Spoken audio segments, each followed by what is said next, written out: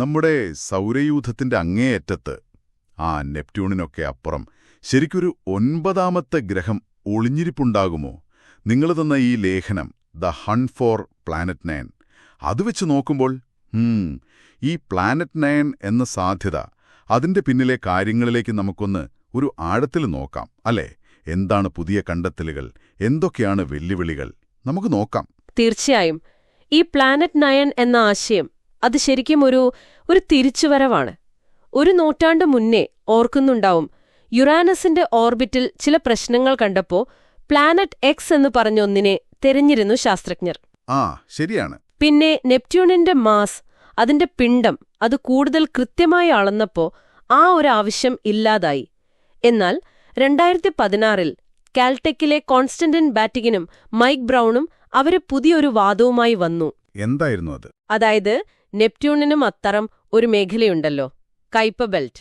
അവിടുത്തെ ചില വസ്തുക്കളുടെ പോക്ക്, അതായത് സഞ്ചാരപഥം, അത് വളരെ വിചിത്രമാണ്. അതിനൊരു കാരണം വേണം. അതെ. ഈ കൈപ്പർ ബെൽറ്റ് എന്ന് പറഞ്ഞാൽ ഒരുപാട് കുള്ളൻ ഗ്രഹങ്ങളും പാറക്കഷ്ണങ്ങളുമൊക്കെയുള്ള ഒരിടമാണല്ലോ.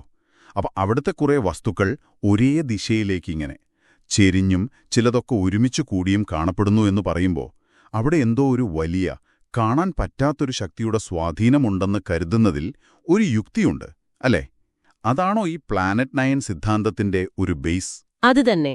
ഈ ട്രാൻസ് നെപ്റ്റ്യൂണിയൻ വസ്തുക്കൾ, അതായത് TNOs, നെപ്റ്റ്യൂണിനും അപ്പുറം സൂര്യനെ ചുറ്റുന്നവ, അവയുടെയൊക്കെ ഭ്രമണപഥങ്ങൾ വിശദീകരിക്കാൻ ഭൂമിയേക്കാൾ പല മടങ്ങ് പിണ്ഡമുള്ള ഒരു ഗ്രഹം, അതിന് ഗുരുത്വാകർഷണം സഹായിക്കുമെന്നാണ് ബാറ്റിഗനും ബ്രൗണും പറഞ്ഞത്. ആ ഒരു ഗ്രഹത്തിന്റെ സ്വാധീനം കാരണം ഈ ചെറിയ വസ്തുക്കളുടെയെല്ലാം ഓർബിറ്റുകൾ ഒരു പ്രത്യേക രീതിയിലിങ്ങനെ അലൈൻഡ് ആയിരിക്കുന്നു. ഈ ലേഖനത്തിൽ 2017 OF201 എന്നൊരു കുള്ളൻ ഗ്രഹത്തെക്കുറിച്ച് പറയുന്നുണ്ടല്ലോ. അതിന്റെ ഭ്രമണപഥം വളരെ ദീർഘവൃത്താകൃതിയിലാണ്, അതായത് ഹൈലി എലിപ്റ്റിക്കൽ, ഭയങ്കരമായി വലിച്ചു നീട്ടിയ ഒരു വൃത്തം പോലെ. ഇതിനെ അവർ പ്ലാനറ്റ് 9 ഒരു തെളിവായിട്ടാണ് കാണുന്നത്. ഒന്നുകിൽ ഇത് രൂപപ്പെട്ട സമയത്ത് എന്തോ വലിയ കൂട്ടിയിടി നടന്നു, അല്ലെങ്കിൽ ഈ പ്ലാനറ്റ് 9 ഇതിനെ തള്ളി മാറ്റിയതാണ്. ഇതിലേതാണ് കൂടുതൽ സാധ്യത? അതൊരു പ്രധാന ചോദ്യം തന്നെയാണ്. ആ കുള്ളൻ ഗ്രഹത്തിന്റെ ആ വിചിത്രമായ പാതയ്ക്ക് കാരണം പ്ലാനറ്റ് 9 ആകാം, ശരിയാണ്. പക്ഷേ ഇങ്ങനെയൊരു ഗ്രഹം അവിടെ ഉണ്ടെങ്കിൽ നമ്മുടെ ഇത്രയും ശക്തമായ ടെലിസ്കോപ്പുകൾക്കൊന്നും ഇതിനെ ഇതുവരെ കണ്ടെത്താൻ പറ്റിയിട്ടില്ല. അതെന്തുകൊണ്ടാണ്? അതൊരു വലിയ ചോദ്യമാണ്. ചില വിമർശകർ പറയുന്നുണ്ട്, ഈ വിചിത്ര ഭ്രമണപഥങ്ങളെക്കുറിച്ച് ഒരു ഉറച്ച നിഗമനത്തിലെത്താൻ മാത്രം ഡേറ്റ നമ്മുടെ കയ്യിൽ ഇപ്പോഴും ഇല്ല എന്ന്. ഒരുപക്ഷെ ഈ കാണുന്ന സ്വാധീനം അതൊരു ഗ്രഹം കൊണ്ടല്ല, മറിച്ച് അവിടെ ചിതറിക്കിടക്കുന്ന പാറകളുടെ ഒരു കൂട്ടം, ഒരു വലയം പോലെ, അതായിരിക്കാം കാരണം. അല്ലെങ്കിൽ ഒരു ചെറിയ തമോഗർത്തം. അങ്ങനെയുള്ള കൂടുതൽ എക്സോട്ടിക്കായ സാധ്യതകളും തള്ളിക്കളയാൻ പറ്റില്ല. അതിലൊരു കാര്യം എനിക്ക് ഭയങ്കര അത്ഭുതമായി തോന്നിയത്, ഈ 2017 OF201 സൂര്യനെ ഒരു തവണ ചുറ്റിവരാനെടുക്കുന്ന സമയം 24,000 വർഷം. 24,000 വർഷം. അപ്പോൾ അതിന്റെ ഓർബിറ്റിലെ മാറ്റങ്ങൾ ശ്രദ്ധിച്ചുറപ്പിക്കണമെങ്കിൽ എത്ര കാലം കാത്തിരിക്കണം? ഒരു മനുഷ്യായുസ്സിൽ നടക്കുമോ അത്? കൃത്യമാണ്. അതാണ് പ്രധാന വെല്ലുവിളി. ഈ നിരീക്ഷണ സമയത്തിന്റെ പരിമിതി.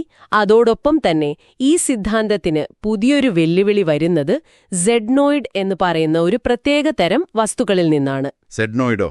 അതെന്താണ്? ഇവ സൂര്യനിൽ നിന്ന് ഒരുപാട് ദൂരെയാണ്. നെപ്റ്റ്യൂണിന്റെ സ്വാധീനം പോലുമില്ലാത്ത അത്രയും ദൂരെ. ഹവായിലെ സുബാറു ടെലിസ്കോപ്പ് ഈയിടെ കണ്ടെത്തിയ 2023 KQ-14 ഒരു ഉദാഹരണമാണ്. അത് സൂര്യനോട് ഏറ്റവും അടുത്തു വരുമ്പോൾ പോലും ഭൂമി സൂര്യനിൽ നിന്നുള്ള അകലത്തിന്റെ 71 ഇരട്ടി ദൂരെയാണ്. അതായത് 71 AU. ഓഹോ, അത്രയും ദൂരെ.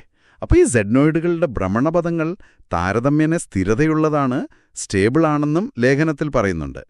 അത് എങ്ങനെയാണ് ഈ പ്ലാനറ്റ് 9 സിദ്ധാന്തത്തെ ബാധിക്കുന്നത്? അത് വളരെ പ്രധാനപ്പെട്ട ഒരു പോയിന്റാണ്.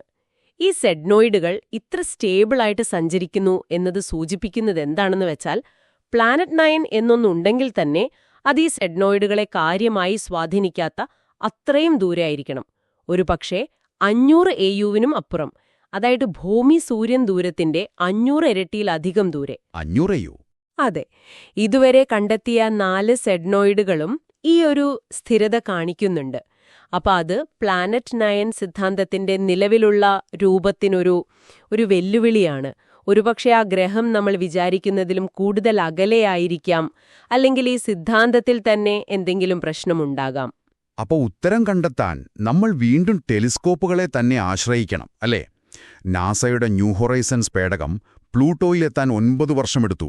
ഈ പറയുന്ന 500 AU ഒക്കെ ദൂരേക്കൊരു പേടകമയക്കാൻ 100 വർഷത്തിലധികം വേണ്ടിവരും. അത് ചിന്തിക്കാൻ പോലും പറ്റുന്നില്ല. അതെ, തൽക്കാലം നമുക്ക് ഭൂമിയിൽ നിന്നും അതുപോലെ ബഹിരാകാശത്തുള്ള ടെലിസ്കോപ്പുകളിൽ നിന്നുമുള്ള കൂടുതൽ ശക്തമായ നിരീക്ഷണങ്ങളെ ആശ്രയിക്കാനേ പറ്റൂ. ഓരോ പുതിയ കണ്ടെത്തലും ഈ വലിയ ചിത്രം അതിനെ കൂടുതൽ വ്യക്തമാക്കുകയോ അല്ലെങ്കിൽ ചിലപ്പോൾ കൂടുതൽ സങ്കീർണമാക്കുകയോ ചെയ്യാം. ശാസ്ത്രം അങ്ങനെയാണല്ലോ മുന്നോട്ടു പോകുന്നത്. അപ്പോ ചുരുക്കി പറഞ്ഞാൽ, നമ്മുടെ സൗരയൂഥത്തിന്റെ ആ വിദൂര കോണിൽ ഒരു വലിയ ഗ്രഹം ഒളിച്ചിരിക്കുന്നു എന്ന ആശയം അത് ഇപ്പോഴും വളരെ സജീവമാണ്, തള്ളിക്കളയാറായിട്ടില്ല. പക്ഷേ അതിനെ ഉറപ്പിക്കാനുള്ള തെളിവുകൾ ഇനിയും വരണം. ഇപ്പോൾ കിട്ടുന്ന വിവരങ്ങൾ ചിലപ്പോൾ അനുകൂലമാവുന്നു, മറ്റു ചിലപ്പോൾ പ്രതികൂലമാവുന്നു. ഇതൊരു ഒരു ഡിറ്റക്റ്റീവ് സ്റ്റോറി പോലെ ഇങ്ങനെ മുന്നോട്ടു പോവുകയാണ്. ശരിയാണ്. ഈ ചർച്ച നമ്മളെ ഓർമ്മിപ്പിക്കുന്നത് അതാണ്. നമ്മുടേതെന്ന് കരുതുന്ന ഈ സൗരയൂഥത്തിൽ പോലും നമുക്ക് ഇനിയും എത്രമാത്രം കാര്യങ്ങൾ കണ്ടെത്താനും മനസ്സിലാക്കാനുമുണ്ട്. ഇനിയിപ്പോ കേൾക്കുന്ന നിങ്ങൾക്ക് ചിന്തിക്കാനായ ഒരു കാര്യം ഞാൻ പറയാം. ഈ കൈപ്പർ ബെൽറ്റിലെ ഈ വിചിത്രമായ ഓർബിറ്റുകൾക്ക് കാരണം ഒരു ഗ്രഹമല്ലെന്ന് കരുതുക. അങ്ങനെയാണെങ്കിൽ ശാസ്ത്രം ഇതുവരെ കാര്യമായി പരിഗണിക്കാത്ത മറ്റെന്തെങ്കിലും ഒരു വിശദീകരണം സാധ്യമാണോ? ഒരു പക്ഷേ ഗുരുത്വാകർഷണത്തെക്കുറിച്ചുള്ള നമ്മുടെ ഇപ്പോഴത്തെ ധാരണകളിൽ തന്നെ എന്തെങ്കിലും മാറ്റം വരുത്തേണ്ടതുണ്ടോ? എന്തായിരിക്കും?